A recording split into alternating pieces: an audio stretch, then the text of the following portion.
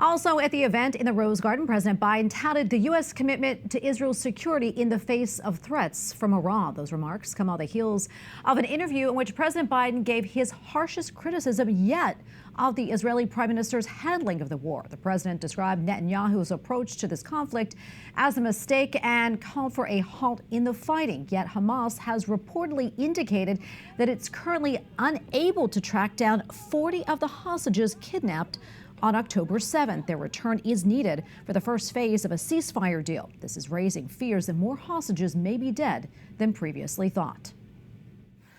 Let's bring in journalist Akram Al Satarri. He is in Rafah now. Akram, good to be with you today. So Israeli Prime Minister Benjamin Netanyahu says that he has set a date for the Rafah offensive. The Biden administration is dismissing it and saying that it's a bluster. You're there on the ground. What is your sense? What are you seeing?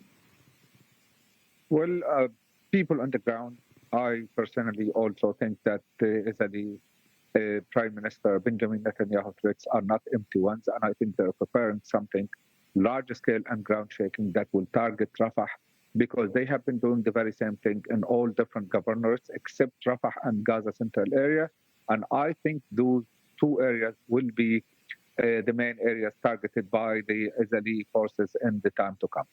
President Joe Biden described Netanyahu's approach to the war as a mistake. Do you think that U.S. pressure on Israel, do you think that could lead to some kind of ceasefire, or does the United States' opinion, does it even matter? Well, personally, I don't think that the U.S. opinion matters, because the flow of everything that has to do with the assistance that is provided to Israel as a state and as an army has never been disrupted. And I think Joe Biden somehow is affected by the significant decrease in the support in the USA for him as a president, and that's why he was trying to do things to mitigate or at least to slow down the pace of the anger that has been developing in the United States. But Israel doesn't seem to be so worried about what the American administration thinks, because they will be, even if Trump wins, then Israel is going to win, and if Biden wins, Israel is also going to win. So I don't think there is going to be any significant change in the approach, and I don't think Israel is worried about what Biden thinks and what he doesn't think of.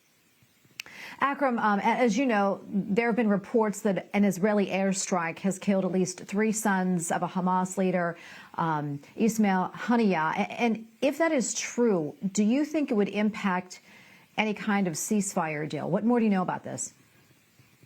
Well, the Israeli strike that targeted 6 people, 3 of whom are Haniyeh's sons, and 2 others are his grandsons. Total 5 people were killed from Haniyeh's family, and I don't think that is going to affect any ceasefire negotiation. The killing, even of the leaders of Hamas military, will never affected the negotiations and never halted them. So I think even with this loss from the Haniyeh's family, the negotiation will still continue. And as many know, today is Eid, a time when Muslims gather to mark the end of Ramadan. Now, previously, this would be a day of celebration there. That said, what does it look like there today? I mean, is the situation, does it seem very dire? Are people celebrating at all? It is very dire. And for you to understand how difficult and dire the situation is, instead of people celebrating the Eid, people are just returning to Khan Yunis area, where the Israeli forces withdrew 3 days ago. They're spending whole day trying to find the decomposed bodies of their deers under the rubble and ruins of their homes. You see thousands and thousands of people moving in all different directions.